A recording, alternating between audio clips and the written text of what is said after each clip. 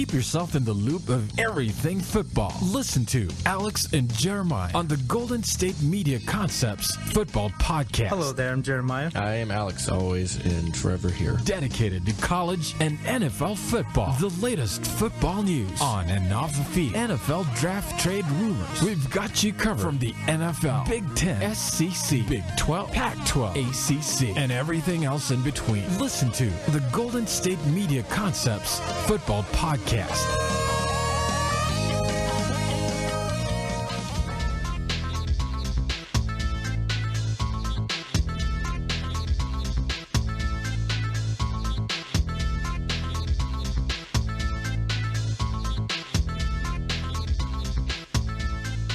you for tuning into the Golden State Media Concepts Football Podcast, where we talk the latest news, rumors, and games of the NFL and college football, from the latest signings to this year's breakout stars and all of the news in between. As always, I'm Jeremiah. Hey, man, I'm Alex. Nice to meet you. Yeah, nice to meet you too, man. I pulled the same thing on Ben the other day. He's like, I've met you. I've met you too. Hey, man. So unless you had your memory erased, then happy to meet you. Nice to meet you too, man. Yeah. Okay. You want to talk about what's on today's episode? Yeah, we have a lot on tap for today's episode. We got Elvis Dumervil. Who's Elvis? Elvis. Oh, Elvis Dumervil. Okay. Did I say Elvis? You did. Okay. Shout out to Elvis. I'm kidding. We got Elvis Dumervil. Elvis Dumervil, yes. Carolina Panthers extending Ron Rivera's contract, and Michael Orr also getting an extension. Mr. Blindside. Yeah, Mr. Blindside. And we will end the episode on the legend of Dick Mahoney. For those of you who don't know who that is, it's going to be amazing. Yes, it's going to be amazing. Amazing. That's all right. So do you want to get the good people started on today's show? Yeah, Elvis Dumervil, Ravens outside linebacker, had surgery on his foot following the 2016 season. He kind of attributed it to the amount of injuries on the team. Charles Suggs obviously tore his Achilles in the game opener. Less guys to rotate in and out of the outside linebacker position. Elvis ended up playing 747 snaps. Yes, this past season. That's a lot of snaps at outside linebacker. Yeah, it's heck of snaps. Yes, it is. But he's looking to be ready to play. He's looking to have, he's saying those younger guys coming in, help with the rotation. A lot of older guys. Charles Suggs, as great of a player as he is getting older. Like I said, he tore his Achilles for the second time. I don't know if it's the same one, but either way, you tear both Achilles at one point or another.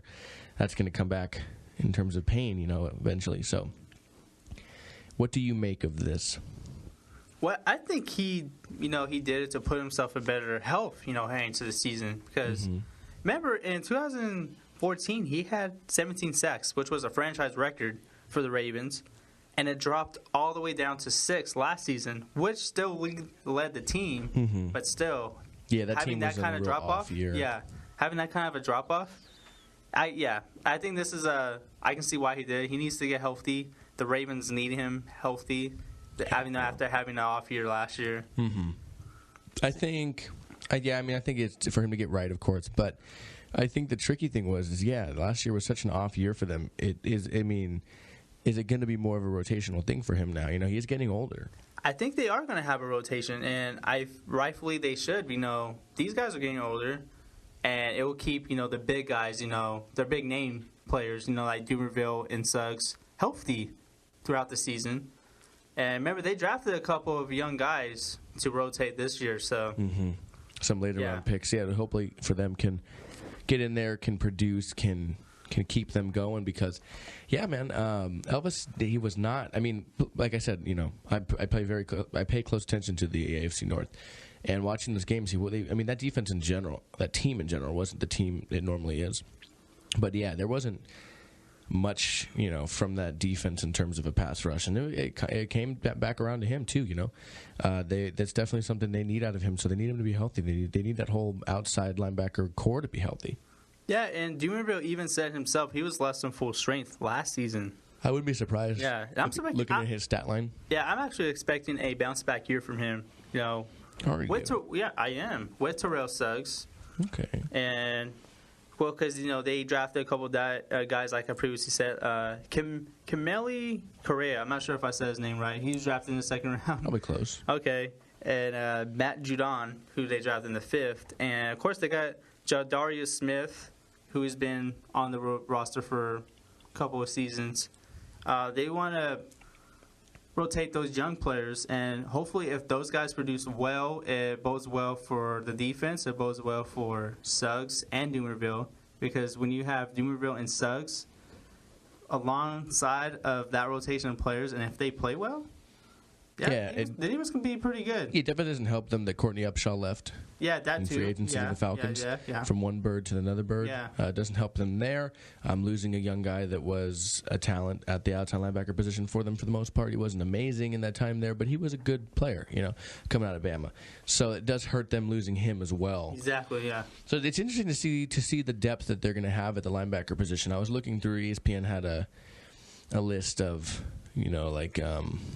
they do their estimated 53-man rosters for each team, and it looked at the Steelers keeping 10 linebackers on their team, for rotational depth and all that stuff. Well, they're known for that. Exactly. Yeah. You look at the Ravens in the same sense, very similar teams, kind of the way they're built.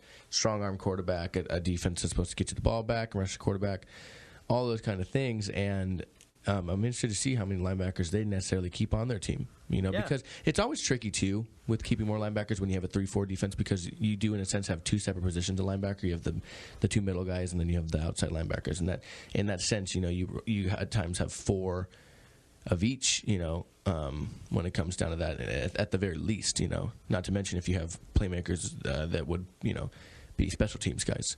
So I'm very interested to see how they go about this, because outside of Terrell Suggs and Upshaw, there's not a lot of proven depth at the outside linebacker position. I'm sorry, not Suggs. Terrell Suggs and not Upshaw. Terrell Suggs and Dumervil. There's not a lot of proven depth, veteran depth that be that at the outside linebacker position. Yeah, and then they need these young guys for Dumervil and Suggs to stay healthy, because they definitely need them if they make the playoffs. So You see a lot of teams. The Niners would do it. The Steelers have done it. Yeah.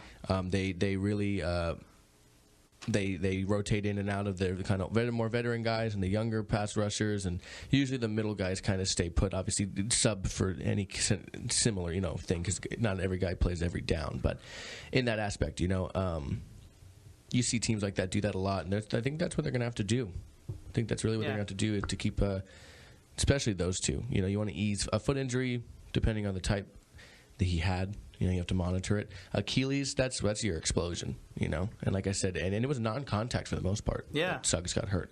First game of the year too, which is brutal. Yeah. I think the first time he did it playing basketball. Yeah, he did playing pickup prior to the season. Yeah, and I forget if he came back that year or not. I don't think he did.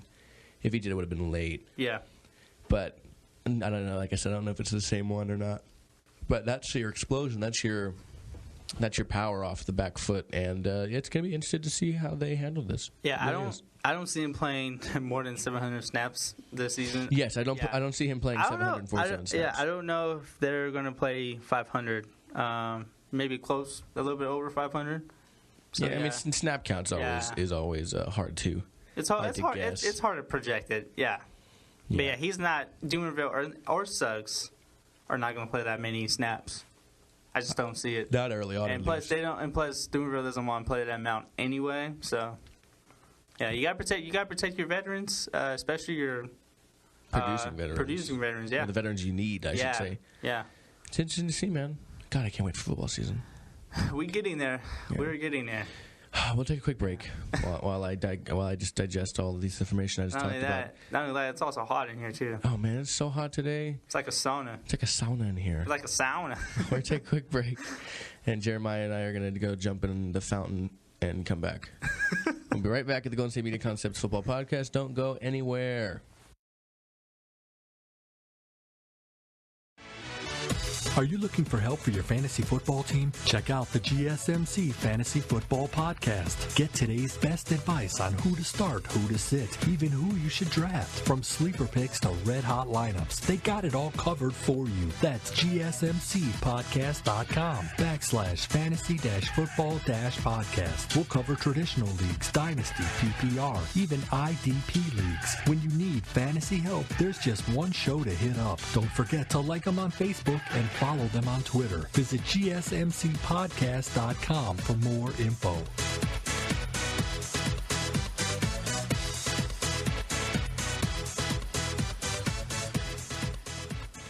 Welcome back to the Golden State Media Concepts Football Podcast. And other news, Carolina Panthers extended head coach Ron Rivera and left tackle Michael Orr. Riverboat Ron. Yeah, and then Blindside. Mr. Blindside there, yeah. But before we move on to Mr. Blindside, I'm going to talk about Ron Rivera for a little bit. Ronnie R. Ronnie R. I don't know what else to go with that. Okay, but okay. The Panthers awarded Rivera with a 3-year, $19.5 million extension. He's now on a contract through the 2018 season. He's coming off a very successful year, leading the Panthers to a Super Bowl 50 berth, 17-2 season record, and his second NFL Coach of the Year award. So, deservingly so, he deserves. Deservingly so, he deserves. Yeah, deservingly so. He got the extension. So, what are your thoughts on this, Alex? I mean, Super Bowl coach, not winning, of course, but got his team to the Super Bowl last year. He's a good coach. I like the style he coaches in. I would be happy if he was the team I liked head coach. So, like you said, definitely deserving of that extension. Surprised it's just 1 year. I mean, maybe it's just kind of a money mover kind of deal. But, very interesting to see if he can keep duplicating what he does there in Carolina. I lost it for a second. Sorry. Remember, this is a guy that was on the hot seat in 2013. Remember, they were 13-21, and I think in his first couple years there, 2 or 3 years when he became the head coach. Mm-hmm. Yeah, and this is also Rivera's second contract extension since 2013. This was a team that won 14 straight games to start the season, the fourth to do that in NFL history. And going back to December 2014, Carolina won 22 of its 25 games. So they've been on a heck of a run. Yeah, I mean, lately. If any coach deserves a contract extension, Ron Rivera deserves a contract extension. Not only that, prior to 2014, no team in the NFC South, I believe, hasn't won back-to-back until Carolina did it the past 2 years. So he's been one of the best. One of the best coaches in the league recently. Yeah, he remember this is a guy that was on the hot seat. Yes, at one point or another. Yes, he was. Yeah. Now moving to a guy from the hot seat to a guy on the blind side. At least he plays more on the right side now a little bit, but strong side. Okay. Blind side for left-handed quarterback. Michael Orr. Side. I'm kidding. Michael Orr got a 3-year, $21.6 million extension with $9.5 million guaranteed. Yeah. What do you think of Michael Orr? What do you think of his career thus far? His career, has he lived up to that hype? When he came with the Ravens, he was considered one of the worst offensive tackles in the game. Near the end of his career. Yeah. I mean, near the end of his tenure with them. Yeah, and everyone thought, he's not going to get back. He's not going to get to the player that he was projected to be. Some people thought that, maybe the movie kind of ruined his career a little bit. And I actually thought it did a little bit. But now, he's resurrected his career in Carolina, and he did a heck of a job protecting Cam Newton's blindside. I don't think he was left tackle this year. I thought he was right tackle. He was still right, But yeah. I'm sorry. I just want to say blindside. I don't know. One more time. Sandra Bullock. Tim McGraw. Just say those names over and over again. just name drop the whole cast. Mm-hmm. I'm kidding. The entire cast. I think you're right. He definitely turned his career around in a sense. Again, being very familiar with the AFC North, I'm familiar with what he did there with the Ravens. And there was times he did look very good, and there was times he just did not look like the player he was supposed to be. So I think definitely he earned this extension, I would say, for the way he played last year alone. And Cam Newton had a career year, too, so deservedly so, Michael Orr got that contract extension. Yeah, and he's also Orr is actually reunited. He actually reunited with offensive line coach John Masco in Carolina, who coached him in Baltimore in 2009 and 2010. So that kind of played a part in his resurrection of his career a little bit. And I'm actually happy that his career is on the good track again after because you watched the movie. I have seen The Blind Side. You watched the movie and how his career started. Kind of like he's kind of like on a hot seat too. In a little bit because he was on the roster bubble. Oh yeah. For quite some time. So yeah, I'm really glad to see like how his career is move on. Yeah, I'm glad to see how it's progressing. It's progressing. Yeah, I mean, and he's turned things around for him. So I'm happy to see that.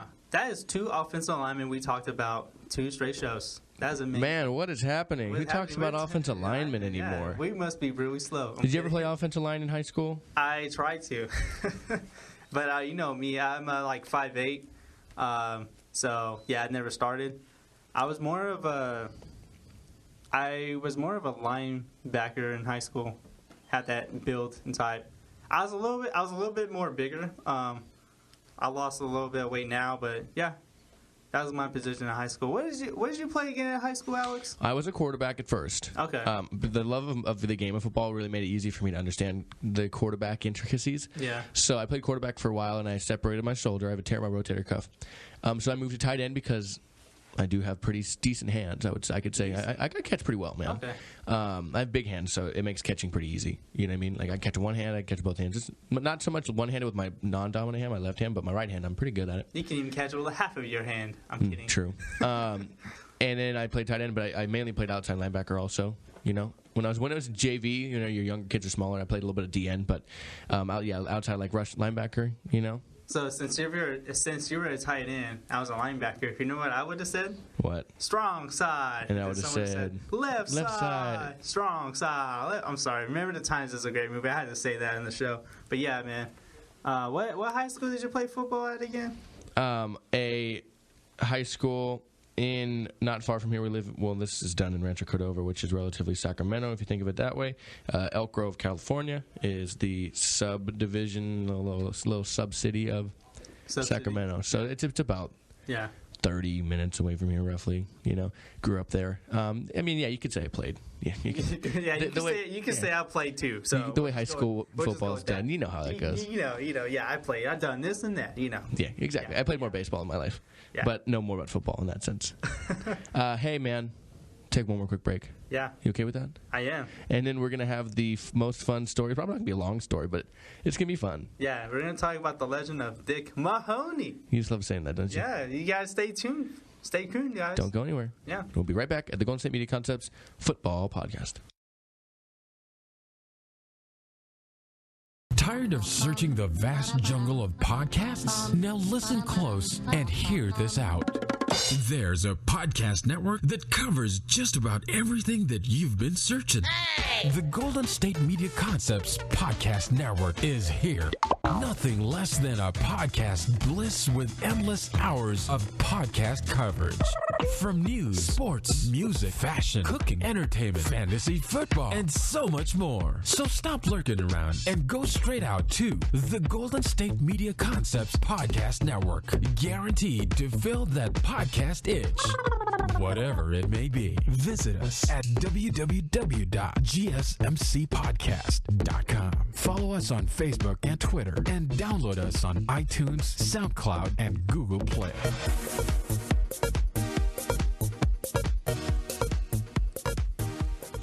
All right, man, this is your time to shine. This is the story you've been waiting for since Thursday. Yeah, remember I texted him, we got to talk about this. Drop it on the people. All right. For those of you that don't know, a story that surfaced online last week featured former NFL player Walter Thurman III, who has been tearing it up at a Philadelphia-based recreation softball league under the alias Dick Mahoney. He's been lighting it up too. The legend has it that he crushed 7 homers in his first 2 games. Wow! I know the softball league I played in. You're not allowed to do that. I'm not finished yet. Oh my gosh! He was wearing. This is how he hid his identity. He was wearing a Dodgers cap with the Jerry curl hairstyle. So, that's how people didn't really recognize him. So yeah, man. What were your thoughts when you heard this story? I think it's funny. And it's probably I don't know. It's like I think of it as a kind of a low-budget B movie kind of plot, you know? I just think it's funny. Like the big-time football star hides identity so he can play some small-time softball games. Yeah. I can see it now. Oh, yeah. The Legend of Dick Mahoney. The Legend of Dick Mahoney. That is super. Yeah, I was like, who is this person? I look it up, and I was like, oh Lord. It's Walter Thurman. It was really funny. I mean, I don't know. I don't know if I would recognize Walter Thurman. I can recognize a lot of football players without their helmets on. Yeah. But I don't know if I could recognize Walter Thurman. So I don't know if the Jerry curl and the hat was necessary. I mean, he probably is a big guy. Well, this was in Philadelphia, so then I would probably more. Some people would recognize him there. Probably a little more likely then. He actually left the team. Mahoney left the team to pursue a filmmaking career in Los Angeles, just like Walter. Wow, that's crazy. Did. That's just like what Walter Thurman did. Yeah, and exactly. And it's funny because like he pulled up to games in his Porsche, and we're like, oh, what does he do? Why does he have all this money? And then so his questions about his background came into play, and when he had to miss a few games to go back to LA, that's when they started to figure out it was Walter Thurman because he's also pursuing the filmmaking career. So that's how they connected the dots and all that. And I just I don't know. I think it's a little bit of doing too much, but it's also funny at the same time. I think it's not necessarily doing too much because it seems like he's having fun with it. Yeah, you really have fun with it too. So not only that, there's also a Twitter account, official Dick Mahoney account. Yes. It's only a matter of time with these kind of things. It's like dude, I would love to see a NFL commercial with Dick Mahoney on it. You know, kind of how Leon Sandcastle. Oh, I loved Leon Sandcastle. Leon. And, I think they try to make a Jerry Rice Cake a thing, even though that never took off. But, yeah, I would love to see NFL Network film a commercial with Walter Thurman as, Dick Mahoney. That would be awesome. For the Super Bowl. I think it'd be great. And then what was Jerry Rice? What was it? Jerry Rice Cake. Rice Cake? Yeah. That is not even anywhere near as good as Leon Shuttles. No, that one, that's why it never took off. So. Or Jesus Shuttlesworth, or what is it? Yeah, that's Ray Allen's Jesus Shuttlesworth. Yeah. And then what was the other one you just said? The Deion Sanders one? Leon Sandcastle. Leon Sandcastle. I like that one. That one's so good. Dude, remember when that commercial came out? He had the huge afro. I remember that it was actually during the 49ers or Ravens Super Bowl too, and that's where I remember it so well. Yeah, and they had and then it was like him versus Jerry Rice Cake, and Jerry Rice Cake had like a flat top. Yeah. But they were still clearly regular age Leon Sandcastle, Deion Sanders, and Jerry Rice. And then on the commercial for the Leon Sandcastle, he went #1 to the Chiefs because the Chiefs had #1 pick that year. Yeah, it was hilarious. It was hilarious. To me, that's still my. And then next year, it was Jerry Rice Cake. Yeah, and they played each other head to head. Yeah, that's funny. I really want to see. I really want to see Dick Mahoney, Leon Sandcastle, and Jerry Rice Cake in one room together. Boom! Make it happen, NFL. Make it happen, guys. NFL Films, get on it. Come on. You got Walter Thurman. Yeah, or Walter Thurman, get on it. Get on it, Walter. Come on. Start with commercials. It's easier. Oh man. Hey man, that was a good story. Yeah, it was fun. It was fun talking about it. I enjoyed it. Yeah. Did you enjoy it? I enjoyed it when I read it, and I enjoyed it telling the people about it. Well, I'm glad to hear that. Come on, man. This is what I do. I'm a journalist. Just take us out of here. Okay. Well, thank you for tuning in to the Golden State Media Contest. You can follow us on Twitter at GSMC_football, as well as on Instagram at the same handle. And don't forget to like us on Facebook at Golden State Media Contest Football Podcast. You can also check out our show on GSMCpodcast.com, as well as our other beautiful shows out there. Yes. I do the baseball show. It's been I wouldn't say it's been lighting it up, but we're getting there. And of course, Alex does the sports show and the soccer show. And the football show. Well, we're doing the football show. Obviously, you do the football show. I'm not going to say. Just letting people know. Yes, Alex is doing the football show too, guys. Thank you. As you guys haven't noticed for the past 25 episodes. Matter of fact, this is the 25th episode. This is the silver anniversary. Congratulations. Yes. I got you nothing. Oh, dude. Damn. Oh, wow. Okay, well. Deal with it. I don't know what to say about that. I thought I thought we were homies, but okay. Nope. Or, okay, well, I guess we'll end on that note. Well, Jeremiah, as always, it was a pleasure. It was a pleasure, too. That sounded so forced and real. It sounded like you're leaving the show. No, I'm here. Okay. I'm here for a long time. All right. See you guys later. See you guys on Wednesday. Catch you on the flippity flip. Catch you on the flippity flip.